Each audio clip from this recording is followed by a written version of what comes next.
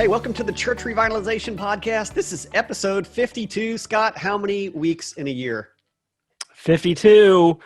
Pop. 1 Oh, 1 year. All right. Hey, man, this has been a lot of fun doing this, and we sure do appreciate you guys tuning in. And we've continued to see the downloads grow on the podcast, so we're super excited about just the reach that it's having. And we're taking that as I guess that we're providing something that's useful to you, and that is the heart behind the podcast to begin with, and of course the work that we do here at the Malfirst Group. So thank you for sticking around for a year, and even a couple of you apparently are telling your friends about it. Yeah. And if you're new, this is your first time tuning in, glad to have you with us. This week we're tackling, I think, a really important topic in winning the fight against exhaustion, frustration, and overwhelm. This just sense of being over it. I came across an article, some of you may have seen this as well, from Baptist News last week. And it was an anecdotal situation. It's just a story about a pastor who was on sort of a Zoom, one of many Zoom meetings with a group of pastor friends, and a group of 10 of them. And out of that 10, 4 of them were battling suicidal thoughts. We saw the news, tragic news came out in the last week or so about the pastor's wife from Kansas City who tragically took her own life. It's no small thing, the challenges that pastors are facing right now with COVID, and the changes that are coming culturally, and all the negativity and criticism and that's already happens in an election year, piled on a pandemic, piled on the racial tension, piled on and on and on. And so we want to let you know that this is a fight you can win. It's a battle every day, right? Doesn't mean it's a battle that you're not going to continue to fight. Yeah. But it is a fight you can win. And we want to give you some hope and some encouragement today. Yeah. And practical steps you can take to win the fight against overwhelm and exhaustion and frustration. Yeah. I'm glad that this episode actually, Scott, just came together. I mean, just, in the last week as we've been talking about these things. And I had a conversation last week, an email conversation with somebody that just happened to mention, hey, the pastors in my association are really fighting these, like using these same terms, depression or despondency or overwhelmed, frustration. I know he used the word. So this is out there. I mean, and it's really come to our doorstep, in what we do. And we were already going to be talking about discipling people. And this is a very close and interconnected thing.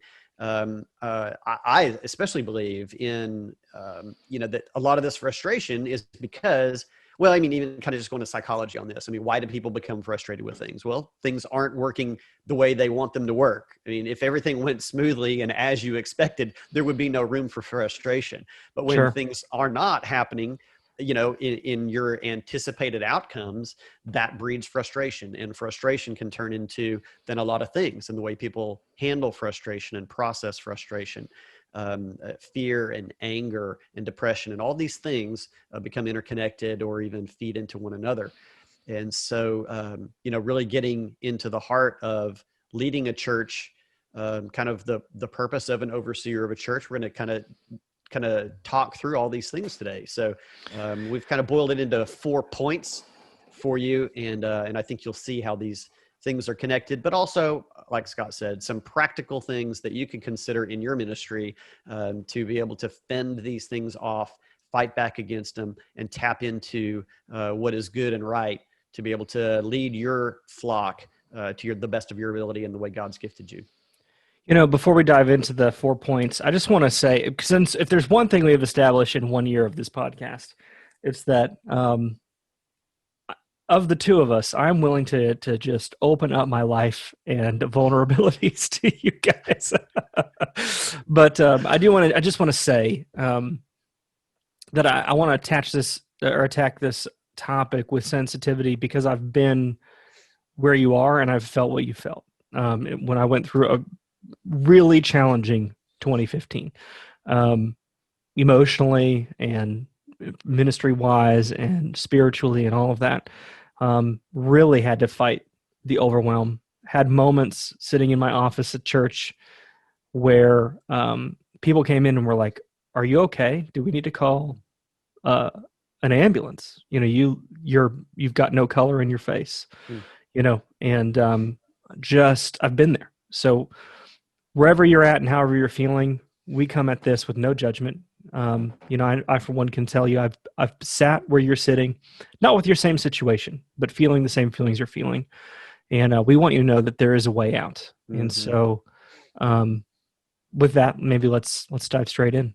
Yeah, let's do it. Our first point that we're going to talk about is accepting the fact that you really can never make everybody happy.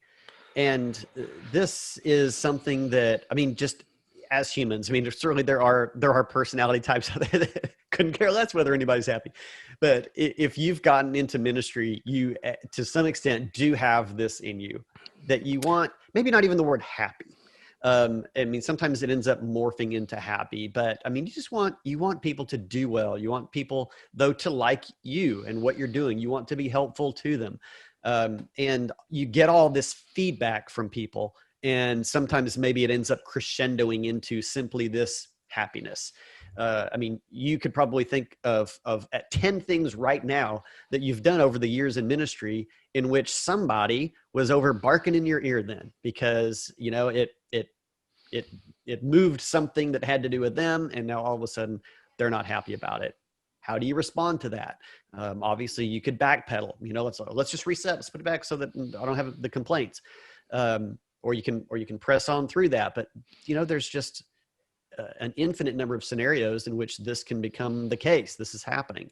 And our first point is that you have to reach a level of acceptance in which doing the right thing, the best thing, doesn't always mean it's the right or best thing for 100% of the people that are affected by it. And there's just no way of making that work all the time, every time. Well, I would say this as well. I think most pastors, if you're listening to this, you know that making everyone happy isn't an option. But we set ourselves up for failure, I think, a little bit on this. We even do things like, well, let's take, and I'm not criticizing. I'm really not. There's even been instances where I've encouraged this, so I don't want to be in the hypocrite seat here. But we do things like, let's set out a survey to see how people come back to church if we reopen, for example. Yeah. That was a very popular thing that happened. Just gauge people's interest. And I'm not saying that was a bad idea. I think there were good reasons to do it in terms of planning. However, if you were hoping to get from that survey some sort of consensus, my guess is you didn't receive that. You received probably two very strong sides of that, and then a whole lot of stuff in the middle. And so you can't win. You can't win at that. So we like to think that we can control things, AJ, and sometimes at the best we can do is manage them. Mm-hmm. And when we accept that reality that perfect isn't a choice, and deciding to do what's right isn't necessarily the same as doing the thing that everyone likes. Because making the right choice for someone doesn't mean that they're necessarily going to like the choice that you've made for them. Yeah. But it's still the right choice. So any Frozen 2, fans out there, if you've got children that are my age, I got a 7-year-old and a 5-year-old. So I've seen Frozen 2 more than once. You got to think of, spoiler alert, if you've not seen the movie, it seems like Elsa's dead. It seems like Olaf is dead and Anna is there. And she's like, I don't know what to do because these people, I've been depending on these people. And she kind of makes this emotional turn of, I guess, just do the next right thing. I love that song actually, because that is life. Like that's ministry. Just do the next right thing. There's no perfect. That's not a choice. There's no situation where everyone is happy, but you can do the next right thing. And I think part of the way out of that overwhelm and that frustration and the exhaustion is accepting, not in your brain, but in your heart, the reality that the best I can do is to do the next right thing, and not worry about trying to manage everybody's emotions. And I know that's easy to say from my seat, but it is the only way forward. Yeah. Yeah, absolutely. I think you have it absolutely right. Every pastor in his heart knows he can't make everybody happy, but sometimes that gets clouded, and you begin processing through things in a way that you're really attempting to make that become the reality, that everybody becomes happy about it. And you've got to recognize those times in which maybe that's your tendency, and cut that off, roll back, rethink. What's right, what's best, and ultimately, what then becomes the decision of you, whether you're the sole decision maker or that of your board, elders, whatever your governance may be. That sometimes you've got to be able to just move forward. And I guess also on that point, probably most of you have some sort of decision-making team around you, high-level decision-making team. This is also the time in which to lean on them, and they should be out in front running block for you as well. A good functioning board has your back, has your front, has you from all sides. And these are the times in which you need to have that united front to help combat, the arrows that are being shot at you. And also, be able to put that positive front on everything, because it's been decided, by a plurality of governing people in the church, that this is the right thing for us to do as a church. And so, lean on that as well in this point.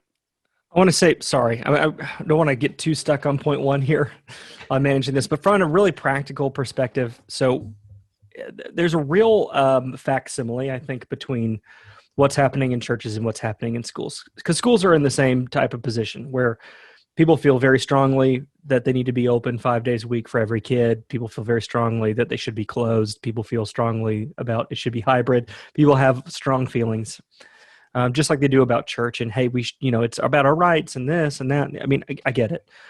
One of the things, my wife is a school teacher. One of the things that I really respect that she does is that on, Saturday and Sunday are not work days for her. Now, she worked until almost 6 p.m. on Friday trying to get caught up on grading, 4 hours after the school day was over. But when she got home, she turned off that email, and she said, "I'm not checking this. I'm just not checking it." Yeah. And you can't have the constant barrage of messages coming into you. You'll never rest. And it's not healthy for anybody. Back in 1850, no pastor was getting barraged with emails about people's thoughts. They had to save it for Sunday, right? Yeah. Or mail a letter, and it was going to take a couple days. So give yourself that same advantage, the 1850s advantage, right? And just turn that email off. Just turn it off. Friday when you're done, or whenever your day off is, if Friday and Saturday are your day off, just turn it off. Like if someone really needs to get a hold of you because there's an emergency, they'll get a hold of you. Yeah. And as AJ said, lean on those elders or board members that you have, and let them run Slack for you and get a hold of you if there's an emergency. But turn off the email. Yep.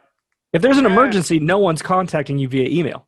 These pigeons keep arriving with these notes right. tied to their They'll legs. call you. If it's an emergency, they'll call you. They won't send you an email. Yeah.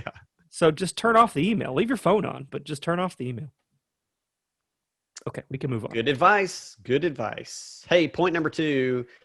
All right. So we're going to dive into the dreaded programs in church topic here, but programs are not, programs are a means. Discipleship is the end they were after. So let's unpack this, Scott, and hopefully with as much brevity as possible, but also clarity. Okay. So here's the challenge, right? One of the reasons pastors are feeling, one of the reasons you're feeling right now exhausted and overwhelmed and frustrated is because people have an expectation as it relates to what programs should look like and which ones should be open. We need to have this and that and the other thing. And so you've essentially become a program director, and you're trying to decide what programs are we going to have and what are they going to look like, and are we going to have masks, and is it going to be this? And it's just a constant barrage of program. And this has been the Achilles heel of the church for at least the last 20 years, if not longer than that. Probably much longer than that. Probably more like 40 or 50 years at this point. Right. Yeah. And we at some point have to break free from that. Here's the other side of that challenge. Just because you reduce the number of programs you have doesn't mean you've solved the problem. I can think of 2 churches I've worked with in the last year that actually weren't all that program heavy. One actually had almost no programs. The other one had extremely few. And so there's another fallacy that we can buy into was, well, if we just didn't have so many programs, we would just by default be better at making disciples. That's sort of the fallacy, and I don't mean to throw Tom Rainer under the bus, but that's sort of the fallacy of the Simple Church book is that, if we just had fewer programs, then by default we'd make more disciples. And that's, I can tell you that that's just not true. It may be a good start if you're super heavy, but it doesn't get you over the goal line. Right. It's just like if we just canceled a bunch of programs, it doesn't mean automatically we'd be making more disciples. You probably do need to scale back the number of programs. We talked about that last week? Or 2 weeks ago in Decluttering Our Ministry Garage, episode 50. You want to check that one out. But the programs are a means and discipleship is the ends. So the number of programs is less relevant than how we use our programs. Programs are tools. Discipleship is what we're building. Right. So there's a real strategic piece that needs to be happening right now. If you're feeling overwhelmed and frustrated and exhausted, chances are you're still stuck on that treadmill, the program treadmill, regardless of how many you do or don't have. And you're just trying to feed the machine, and you're a program director, and are we doing this, and how are we doing that? Versus focusing on the ends themselves, which is discipleship, which might mean you might have to blow up some programs, remove some programs, change some programs, do them differently. So long as we're building the ends, which is discipleship, then the programs, which are the tools to build it, are less relevant. So have I made that clear that programs are a tool and discipleship is what we're building? Yes.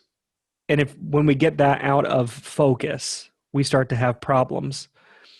So we have to reframe the expectations both on our team as leaders and then also for the church itself. That's right. Anything you want to add to clarifying that? It's kind of a mess. I mean, we spend hours working on this with the church, right? Yeah, so it's hard to say in just 2 minutes, hey, here's something you need to do. Yeah, certainly. It's way easier said than done for sure. Mm-hmm. But I think this is a critical concept to understand. And so, I mean, like you said, I've had at least one church that I worked with over the summer that now they intentionally kind of scaled back. They wanted to sort of reset. And begin to build it out. And I mean, I'm thankful that they reached out to us, in the process of coming to their conclusion on their own. Hey, we're just too heavy. This isn't getting us where we need to be. And so they were able to kind of, couple that in with our discipleship process to then rebuild from the bottom up. So, let's go into a little bit more detail about, Scott, and we did this in the previous episode, but just quickly again right here. Let's just talk in a little bit more detail about, what that end is supposed to be. What does discipleship end up looking like, and what are we going to achieve in that? I mean, from our perspective, Acts 2 gives us a really good look at some healthy discipleship functions in the church that you're reading Acts 2, 41 through 47. You're all familiar with that. So, I mean, kind of review that and look what the first century church was doing. These are some great, kind of markers that you can look at for what are the ends that we really need to achieve in our church? What are the things that we want to see our people doing? What are the evidences that they're growing in their faith, that they're maturing, that unity is increasing in our church? And so, I think that's a really great starting point to be able to hit the reset button and say, here's what we want our people to look like. Here's what maturity looks like.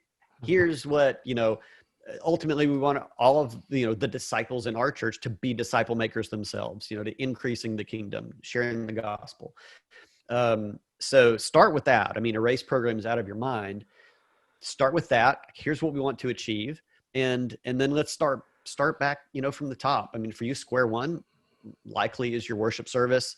But even that, should be on the table, thinking about, what do we do? What do we accomplish during our worship service? What do we want to accomplish in our worship service? There's a lot of options there for you. So, finding what's right for your church will be up to you and your team. I have a guy, I don't know if I should call him a kid. He's not a kid. He's an adult now. When I was, I've known him since he was in high school. Let's put it that way. Okay. But you're getting old, Scott. I am getting old. By default, he is as well. Yeah. That's right. He's now graduated from college and works in a job. Just call him an adult. He is an adult. He's an engineer. Oh, okay. Right. And he's recently changed jobs, but he used to work for Michelin, and they make tires. Tire companies. Yeah. Yeah. So his job as a mechanical engineer was actually to go around and watch these guys make tires, and the different steps and all the things and processes, stuff that they were doing to create things. And he would literally stand back from them and watch them as they're putting things together and find more efficient ways to get it done that would use less material, that would require fewer hand movements, or perhaps a new tool needed to be built or assembled or created that could automate something. And so his job was to look at just how the thing got made and to watch the work. It probably feels a little bit lazy to watch somebody else do work, but the work for him was watching how the thing was put together, right? I see people on the side of the road constantly doing that, watching other people work. Watching other people do work, right? Yeah. That's a thing. Maybe we should hold off and not criticize them, because maybe what they might be doing is watching how things get done. Maybe so. Maybe they're all engineers. Yeah. Maybe so. So the point of his job was then to go back to literally the drawing table and go, how could we do this? And again, take less time, fewer materials, or just be done more efficiently. And we're at that drawing board moment. So if you're feeling overwhelmed, exhausted, frustrated, chances are you're expending a lot of energy doing things that aren't producing. You wouldn't be if you were getting a disciple making win every day, you wouldn't be tired. You'd be energized. Yeah. Because I know nothing lights pastor up more than seeing people become disciples. So if you're feeling that exhaustion, that frustration, that overwhelm, chances are you're feeding the machine. You're just feeding the machine, and you're wasting a lot of energy. You're not getting the outcome. So when we reframe and say, we're not making tires, we're making disciples. And then we have to look at the tools that we have. We're workspace, and our workspace is our programs. Our worship service, is it doing the thing and producing the outcome we want to see? Yes or no? If it's not, then we need to change it. We had this conversation in the webinar that we released last week on the podcast. This idea that we all assume that filming all the worship and putting it online is the best thing that we could be doing. But when the sound doesn't sound good and people are tuning out because it physically causes pain in your ears to hear the music, what have we produced? What have we achieved, AJ? Yeah. Music for music's sake, is no good. It didn't produce the outcome that you were trying to achieve, which is someone worshiping in their heart. If they're not at least going to sing in their living room, right? And they're going to worship in their heart. But if it sounds bad, they're tuning out. They're not doing that thing. So this is what I'm trying to say. I feel like I don't want to get stuck on point 2 now. But see programs as tools. They're tools. And if they're not building the thing you're trying to build, then you need to change the tool or get rid of it. That's the point. Yeah. Focus on what it is you're trying to build, which is discipleship pathway. Yeah. And then deal with the programs, which are the tools to help you build them. Yeah. Finishing this point out and you just kind of said this, tying it back into the title, the theme of today's episode. You likely got into ministry either with an extreme call or at least a partial call for people to be discipled and to come to, saving faith in the Lord Jesus Christ and grow as believers to become disciple makers. That probably was a big part of why you're listening today and are in the position that you're in. And it would be extremely frustrating if you are, putting in your 40 to 100 hours a week, attempting to do that and seeing little fruit from that. Mm-hmm. That breeds an enormous amount of frustration and all the other, adjectives to describe things not going well and how you might be feeling or responding to it right now. So this really, this point kind of really goes to the heart of the matter. And the antidote, I believe the antidote to that frustration is to see fruit, making disciples, and seeing them mature. And man, so, who said that you need to keep using a handsaw when you could build a power, a power, I don't know tools. yeah. But do you know what I mean? Like if your programs aren't working or change them. Yeah. Change them. Yep. This is the meat of your church right here. And if it's not effective, it can be fixed. Your feelings about how things are, the fruit of your ministry can be improved. Yes. Yeah. Don't lose sight of that. And we would love to talk with you if you feel like you need help with that, and we'll get to more on that later. Point 3, Scott, expand your understanding of pastoral care and make sure that it includes the full embodied spiritual health of your people. So let's unpack maybe what pastoral care is sort of seen as now, how it plays out in the church, and how we need to really make this a little bit broader thing with a little bit broader scope, and also have more hands on deck. Yeah. So if in point 2 we were saying that most pastors have just become program directors and just trying to fill the programs with people, then in point 3 we're trying to talk about what you should be instead, which is an overseer, right?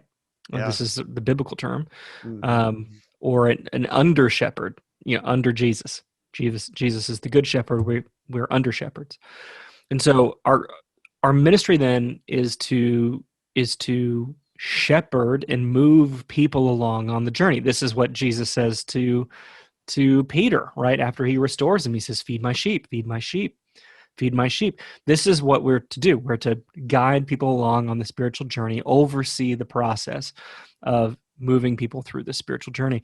Most pastors see pastoral care just as visiting people when they're sick. And certainly this is a vital thing. It's an important thing, especially now more than ever. People feel vulnerable and scared when people are getting sick. And so that job is not going away. But if we were to expand the idea of pastoral care to not just mean visitation at the hospital or when someone is sick, but to mean overseeing their holistic health, their spiritual health, and guiding them on this journey, that's critical. Now, there's a way in which we can do that, but before we, without, because what you might be thinking is, add more things to my job description. Thank you, Scott and AJ. That's really going to tackle my overwhelm and my exhaustion and my frustration. Yeah. There's a way to do this, and so let's first dive into scripture. AJ, I think you've got one picked out for us. And then I want to kind of reframe, maybe give a concrete example of what this means and looks like that's sort of a non-church example so we can understand it. But let's do scripture first. Yeah, well, this is one that we've talked about a lot, in the work that we do. But going back into Exodus, in chapter 18, in verse 17, Moses just set this up. Moses and his father-in-law Jethro are out there. Moses is sort of sitting as a judge, as a person settling disputes and all these things for the nation of Israel. And his father-in-law Jethro says, "What you're doing is not good. You and these people who come to you will only wear yourselves out. The work is too heavy for you. You cannot handle it alone." And I think that right there sets us up. Probably a lot of you are going, "Yes, it's too heavy to handle alone." And he puts in place after that a very simple system. He's like, you should put people in charge of like tens and fifties and hundreds and thousands, and let those folks work underneath you to manage the things of the people, and the difficult things can make their way up to you if they can't be handled, in the lower courts. Mm-hmm. So, but we lose sight of this in the church. And I know a lot of you listening probably have lost sight of this, and that might have been a revelation just to hear those words again. But too many pastors take on too much. They take on all the pastoral care. Even, we're saying manage, more of a holistic spiritual health. But even that, okay, let's go back to this biblical term of overseer. The term does not translate or become defined as singular doer of all. And that's what it's turned In fact, into. quite the opposite, actually. Yeah. But, people take this overseer / pastor / elder position in the church, and they're like, okay, I'm the person. I'm the one handling all of this stuff. It's not at all what it's supposed to be. No. We see that in Acts as well, with kind of the formation of deacons, overseeing the distribution of food to widows and others. So the church is intended to be people helping one another at varying levels with varying roles. And if you're the, senior pastor, or lead pastor, or the pastor, then I think you need to step back and remember this as well. And if you don't have hands around you helping with this load, then that needs to be something that you begin to build out. The sooner the better, because it's going to eliminate a lot of your points of frustration as well. Yeah. So let's kind of get real practical on this for a minute. So most every church that I've ever encountered, the pastor might be carrying a lot of the weight, but they're already not working alone. They got folks doing stuff, but there's a really good chance that their work's not necessarily all that effective either. And you're right there in the middle of it, and you're working really hard.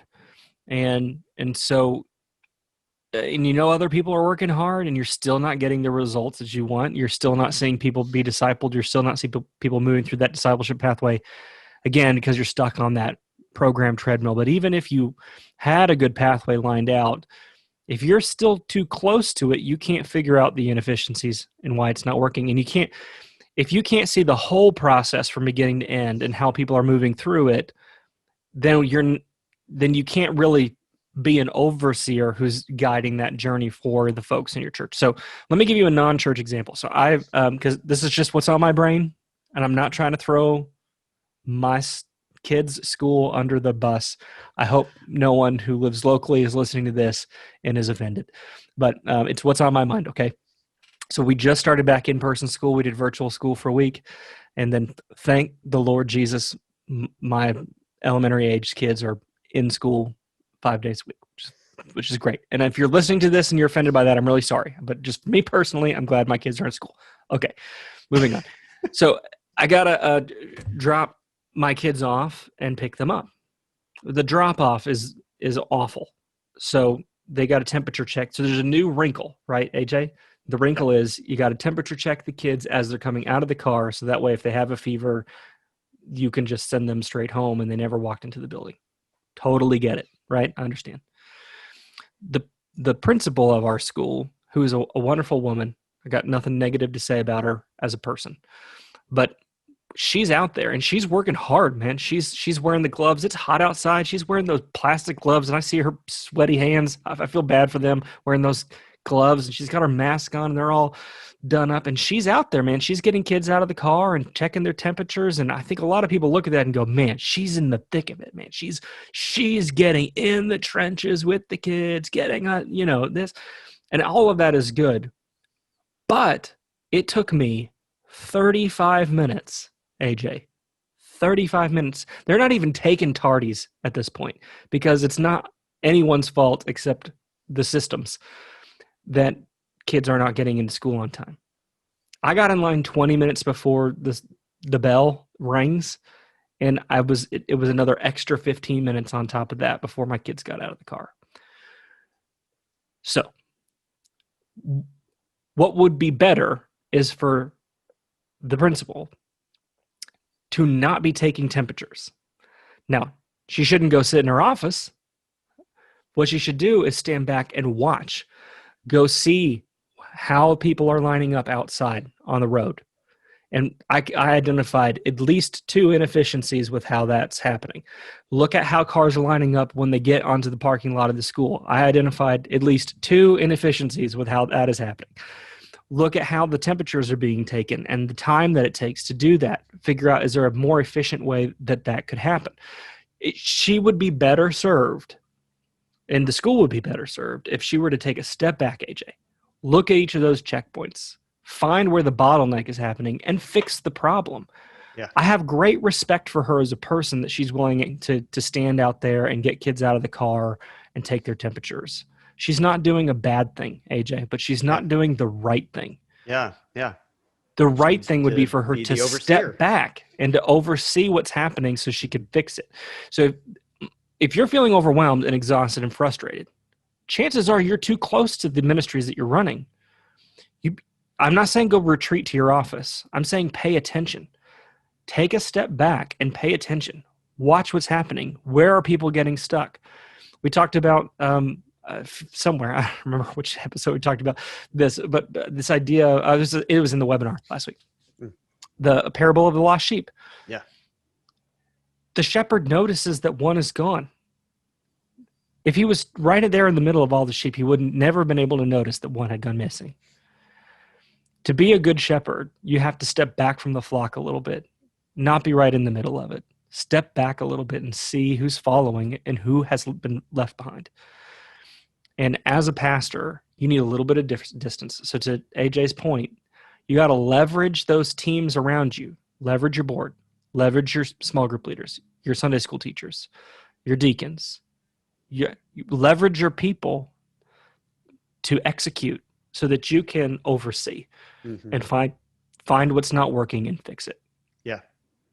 There's somebody out there saying, I got nobody, and maybe you're the church of 20 or 30 or 50 and you truly think you have nobody. Your first initiative needs to be prayerfully asking God to raise up leaders in your church and get to know anybody with a spark of talent or giftedness that you I was going to say, cultivate. I mean, I'm not saying don't pray. I mean, you should pray for sure, but don't wait for God to, by osmosis, raise up a leader in your church. You've got a finger and people have shoulders. Go tap on a shoulder. Maybe the prayer is, guide me to the person that guide me to the shoulder to tap on. Right. Yep. God is not going to just randomly drop a leader on your doorstep. If you're a pastor, you've been called to train leaders. Yeah. That's your literal job. So, don't wait for that to happen. Make it happen. Finally, Scott, our fourth point today is don't be afraid to ask for help. And I'm sitting, as we're kind of talking through this stuff, I'm thinking, are people going to be offended that we're like making this super simple and really back to basics? But I hope not. I hope you're not listening to this going, golly guys, thanks for a lesson on the basics. But I think I've just met enough people that I know, especially you can get that tunnel vision, and just having somebody pull you back and say, let's look at some foundational things that maybe they're difficult, maybe they're easy to change for you right now, but let's just look at some simple things. And so hold on. How do you win football games, AJ? You're asking me a football question, Scott? It's like me asking you a construction question. That's a fair point. It's, you score points by doing the simple things. You got to block well, you got to tackle well when you're on defense. You got to throw the ball. You got to run the ball. Like, it's not complicated, but it's not easy, right? It's simple, but it's not easy. And this is the same thing. Dealing with your program bloat and making sure that the tools work to achieve a discipleship outcome, that is a simple concept. It is not easily executed. Yeah. Stepping back to oversee rather than getting too stuck in the weeds. That is a simple concept, but pastors are like magnets to problems. They want to get in the weeds. And it's difficult to have the discipline to step back and to see the whole thing as a system and a process and to manage it as a system and a process. Yeah. So, I mean, to your point, AJ, it's not rocket science, but if it were easy, we'd have no problems. Right. That's true. Yep. So don't be afraid to ask for help. And you have kind of like two help options. You've got internal and external. And so, we'll just kind of touch on those. And we sort of just did that in the previous point as well. Internally, there is help for you. Mm-hmm. Yeah. In the people that maybe are already in positions around you, and those that need to be cultivated into those positions around you. Yeah. And so, yeah, first, I mean, look there for sure. If you've been trying lots of things and you've already got the people, then maybe external is where you need to go. And externally, I mean, there's options there as well. If you need somebody to speak with, and Scott started off the episode talking about this article where it was what, 4 in 10 pastors had suicidal thoughts or something, Scott? In this one meeting, I'm not saying Yeah. 4 in 10 pastors. That's not a statistic nationally that we're giving No, you. it's not a statistic. Unfortunately, we've seen some high profile examples of this happening. By all means, please, please, please seek help for yourself. We should have. Well, and don't wait till you have hotline or something. Yeah. I mean, don't wait till you have suicidal thoughts to ask for help. Yes, please, please, please. I mean, deal with it upstream. Like, call a friend. I'm really, take a vacation. Can I just tell you, sorry, personal story. One of my biggest regrets of 2015, I told you that 2015 was a rough year for a lot of reasons. Some of it totally on me. Some of it, a lot of it not. But one of my biggest regrets and would have made 2015 a lot easier is if I had just checked out. Like if I took a 2-day break when I needed a 2-week break, and I should have just let the chips fall where they would. But for my mental health, for my marriage, for everything, I should have said, I'm out for 2 weeks. I had a big project that was finished. And once it was finished, I should have said, I'm gone for 2 weeks. And that would have that would have put me in a different place mentally, and it would have prevented problems that happened downstream. Because there were more issues that came up later. And a lot of that, because I wasn't in an emotional place to handle the challenges that I was going to face later in the year. Had I been I would have handled those challenges better, and in a way that I have fewer regrets. But I just was, I'm not trying to psychoanalyze here on the podcast, but when you are running at full speed, which a lot of our pastors have, okay, since March, just trying to implement change and do things and adjust and pivot and all this, right? When you come to any kind of a stopping point, AJ, your brain has been running on that adrenaline for a long time. And when you finally get to a point where there's some sort of a break, your brain goes through that adrenaline withdrawal. Yeah. And it creates a sense of anxiety and panic that's totally just brain chemistry, because you've had to operate on go, go, go, go, go, go, go, go, go, go, go, go. And then you get to any kind of just half of a break and your brain is expecting that adrenaline dump and it's not there. You're going to start seeing things. Everything starts to become an enemy. Everything is a challenge. Everything is bad. Everything's wrong. And you're in fight or flight mode. You need to take a step back. Yeah. The world is not going to fall apart. Well, it might anyway, because it's 2020, but it's not going to be more. It won't be your fault. It's not going to be your fault. Take a break. Yeah. Step away from it. Save your life. Save your marriage. Save your family. Yeah. Save your ministry. Give it a couple weeks. I want to. So sorry, I don't want to put this out just for full. I just want to be responsible. If you are having any suicidal thoughts, the National Suicide Prevention Lifeline is 1-800-273-8255. That's 800-273-8255. Pray that none of you are in that position, but there's help. There's help for you if that's where you're at. There's no judgment from us on how you're feeling. Get help and take a break. Yeah. That you have to. Your life matters. Yeah, absolutely. Absolutely it does to a lot of people. Lots and lots and lots of people. That's kind of the internal side, I mean, of the kind of the emotional side of getting help. There's also a systems side of getting help. Sure. That's what we do.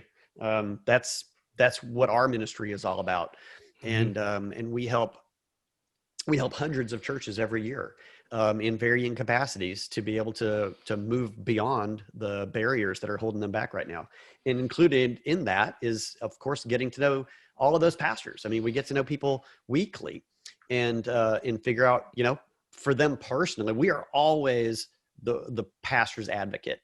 Not that we rubber stamp, what your ideas are and say, hey, church, you should listen to your pastor. Sure. But we're always your advocate in protecting you, in helping you to be the greatest leader that you can be in your church. And as a part of that, that's putting together, systems and processes that can help you do what you're wanting to do, make disciples and see people mature. Which again, remember point 2, we were saying that's probably what's leading to the frustration that you may be feeling, the overwhelming feeling that you have. If you're a church and you feel like personally, then you are at a greater capacity of making maturing disciples, I guarantee your frustration level is going to be lower than it is right now. It's probably the root of a lot of this. So we are here for you. And so Scott, let's take a minute. Let's talk about Church Revitalization University real quick. Tell them the best way to get information on that. Yeah, and I just want to be clear. I'm not putting in. I've put in a couple of commercials the last few weeks. I'm not putting in a commercial here in this week's episode. I just want to tell you this is a resource to help you. It's churchrevitalizationuniversity.com. It's our full strategic planning process delivered to you digitally. So if money is an issue for you and you go, man, we could never work with a consultant, bring someone in, fly you in or whatever to work with us, this is an option. It's the same process we use with churches, but it empowers you as the pastor, as the leader of your church, to lead this process. So we teach you our tools. We teach you our processes. We teach you the way that we do things. And at the end of it, you come out with a completely custom plan for leading your church. It's not a cookie cutter, like, well, here's our model for doing things, just do it this way. We give you tools to use to develop the unique plan and processes for your church. And so there's a monthly option, so that I know a lot of you guys are going, man, I can't take one more thing to my board. We already had to spend $6,000 on AV equipment to get ready to live stream. I can't come back to them and say, hey, let's spend some money on, it's not $6,000, by the way. I can't spend any more money, a big major expense. That monthly option maybe takes that off the table. If you can incur sort of a monthly expense without having to jump through a financial finance committee or whatever, that's why that's available. So just check out churchrevitalizationuniversity.com. This whole episode was not just to promote something that we're trying to sell. We genuinely want to help you, and we want to get the process to you. It's why we made a digital version of it. We thought this is an inexpensive way to deliver it. There's help, and we want to be sure that you get the help you need. Yeah, absolutely. I mean, our ministry is to see the Church of Christ, the global Church of Christ, do well, to be healthy, to grow, to do what Jesus set in motion, to make and mature disciples of himself for his glory. And so, I mean, that's why we do this week in and week out, 52 times now, almost in a row, something like that. I know we might have missed a week or something in there. I think we've missed just 1 week. We've done this for a year. It was the 4th of July week, I think. Which we did take that off. Yeah, we took that. But we love doing it. Scott and I are at this all day, every day, and it's for you, it's for your church, it's for the world, and we're blessed to be able to do it. Thank you for listening again this week. And if you've been with us from the beginning, wow, that's pretty awesome. Hey, shoot us a line and let us know that. We'd just love to know that. But if you have any questions about that, or if you want to give us any feedback, you can reach us by email at leadership@malthusgroup.com. You can check out churchrevitalizationuniversity.com for information on our fully online digital process, or you can visit malthusgroup.com just for more information about all the services that we provide, and to get in touch with us there as well. We thank you. We love you. We pray for your churches, and we'll be looking forward to having you back again next week on the Church Revitalization Podcast. See you next time.